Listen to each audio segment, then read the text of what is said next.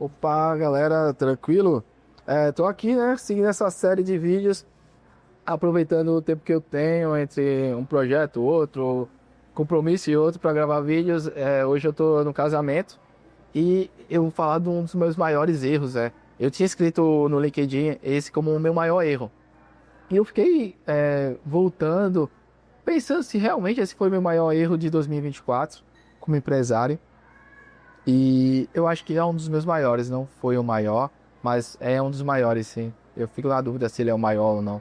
Mas eu acho que ele e outro também desse ano estão bem páreo a páreo ali. Mas esse erro foi virar sócio de uma apresentadora de TV bem relevante, né? Tem um histórico, a pessoa tem um histórico bem relevante, a pessoa com TV, moda há muito tempo, e eu virei sócio desse projeto. E eu vou explicar o porquê que eu virei sócio, porque esse foi um grande erro, tá? Eu sempre tenho nesse tipo de conteúdo na minha colinha, né? E só deixando claro para quem tá chegando agora, esse conteúdo, eu faço ele bem freestyle, assim. Tenho uma colinha, tenho um pouquinho da minha diretriz que eu vou falar.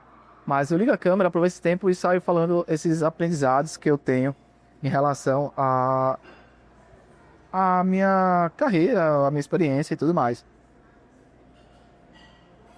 E ano passado, esse erro me rendeu um prejuízo de 100 mil reais. 100 mil reais mesmo, assim, doído, né? Esses 100 mil reais. Mas quando é que começou tudo isso?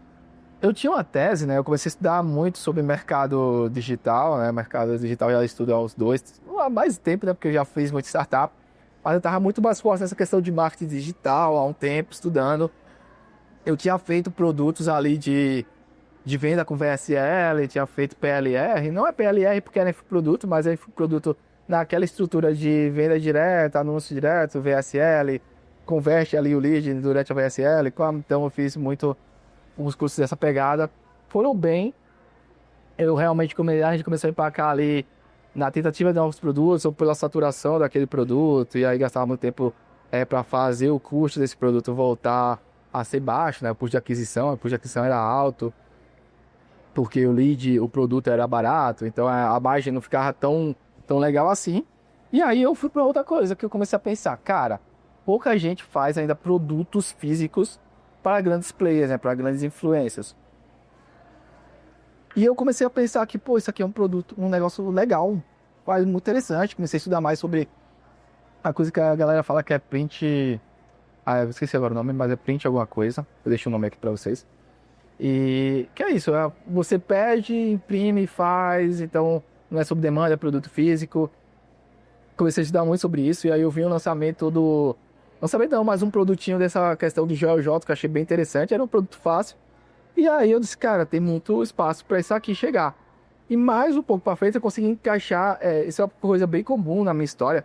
Sempre que eu tô vibrando num pensamento, numa energia, em alguma coisa, acaba atraindo sempre muito daquilo. Quando eu estou pensando, estou estudando, estou focado mais naquilo, então acaba atraindo pessoas que estão com a mesma sinergia.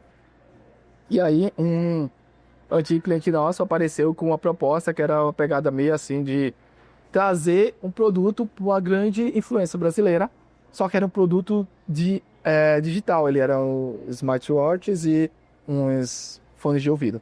Eu disse, caramba, isso é disruptivo, vamos trazer da China, vender para essa grande pessoa, ela está em ascensão novamente a pessoa de credibilidade muito grande, não tem como dar errado. E a gente vai juntar nossas ideias criativas, a experiência dos caras. O projeto era muito grande, tinha muito potencial. Eu disse, não tem, vamos para cima. E eles pediram inicialmente para eu elaborar uma estratégia de lançamento. Eu bolei ali uma estratégia de lançamento audiovisual, o projeto custava mais de 100 mil reais, e aí os caras me chamou para ser sócio do projeto. Então, o meu investimento virou ali na casa de 100 mil reais, que era o que eu ia gastar ali para fazer isso acontecer, em termos de tempo, de energia, de investimento mesmo, que a gente gastou um dinheiro com diretor de fotografia, iluminação, fotógrafo, muita coisa. Pós-produção, tinha muita coisa envolvida.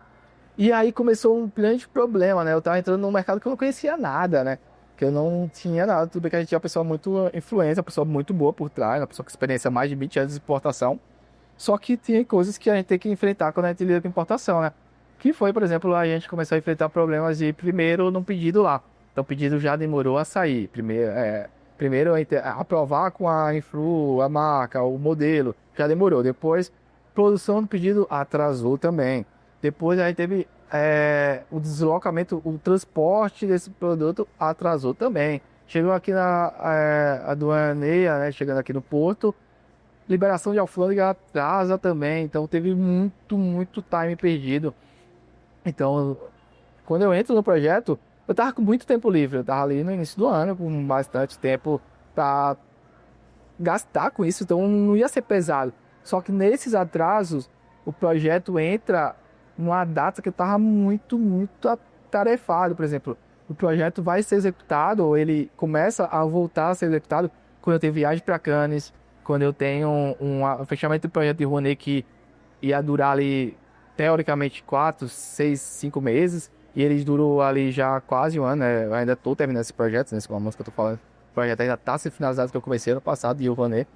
E era um projeto que ia demandar, o Rouanet ia demandar muita energia minha, quase 100%. Eu tava com... Ele era um projeto novo e que eu tava muito mais dedicado. Então, outro projeto já comecei a perder força. Então, um dos aprendizados que eu fico aí, né, desse prejuízo que eu tive, é que eu não consigo rodar tantos projetos gigantes ou demandando tanta energia. Hoje é algo que eu não tenho tanta domínio, né, porque eram dois projetos totalmente novos que estavam rodando ao mesmo tempo ali. E eu não consegui me dedicar 100% a esse. Então, a minha energia tem esse problema, tem esse erro de eu estar dividido, não estar 100% nesse projeto. Uma outra coisa que eu tenho, essa expectativa e realidade, por exemplo, eu entrei nesse quesito numa parada que eu não conhecia. Eu tinha expectativa lá em cima, achava que ia ser fácil e não foi fácil, né? A gente viu que não foi bem difícil converter, não converteu nem o custo, né, do que foi investido. Essa burocracia, essa logística, eu não sabia, por exemplo, que existiria tantas possibilidades atrás, que o projeto poderia andar ali mais de 4 meses, que foi o que andou. A gente errou também no lançamento, por exemplo, a gente foi fazer o lançamento dela na data, porque a gente queria, mano, acelerar qualquer passo, porque já estava muito tempo, muito dinheiro investido e preso em alfândega. Ela tinha mais 3 lançamentos. No momento que ela estava muito alta, ela lançou muita coisa, então acabou saturando a base. Então, assim, teve muita coisa que aconteceu que para mim foram muito aprendizados, assim, acho que foi o meu maior erro. Não, eu vou até talvez trocar esse nome de erro, mas o meu maior aprendizado de 2024. E sim, foi uma perda dos 100 mil reais, mas aí só consegui, por exemplo, ter esses 100 mil para investir nisso, porque a gente tinha ido bem em outros projetos, tinha outros projetos que tinham ido muito bem, porque a empresa cresceu mais de 100% no ano, então a gente começou a diversificar, e a nossa empresa ela sempre foi pautada muito nisso, diversificar, tentar coisas novas, porque beleza, a gente perde 100 aqui, mas a gente poderia ter ganho talvez 500 mil, quem sabe? Então, esses ficam os aprendizados. Só recapitulando, validar mercado, começar pequeno, que era a tese que eu tenho. Se eu for fazer outro produto físico hoje, eu vou validar pequeno, não vou começar no tamanho com o investimento milionário que a gente teve. O todo projeto ele foi milionário, nossa parte foi 100 mil reais, mas para tudo ele era milionário. Não começar tão grande assim, validar menor. O foco da priorização, então, tipo, ter foco e não estar focando mais no projeto tão grande ao mesmo tempo. Gerir as expectativas e as parcerias e resiliência, né? Por exemplo, a gente acabou não sendo resiliente nesse projeto, não continuando, não investindo muito mais tempo, mas pode ser que se a gente continuasse resiliente, ter aprendido com esse erro e ter reestruturado e refeito os lançamentos, poderia ter dado certo, mas aí, lógico, acaba no problema de budget, porque aí eu mesmo não teria mais 100 mil livres para investir novamente num projeto desse.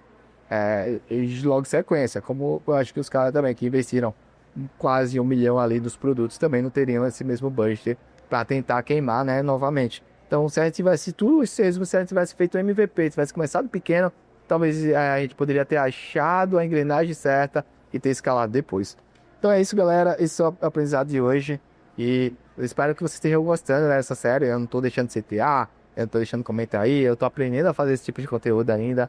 É algo novo para mim. Eu estou deixando ele cada vez mais fácil para eu distribuir esse conhecimento para vocês. Mas se vocês quiserem deixar aí no comentário o que é que eu posso melhorar no formato, o que é que vocês têm interesse em conhecer.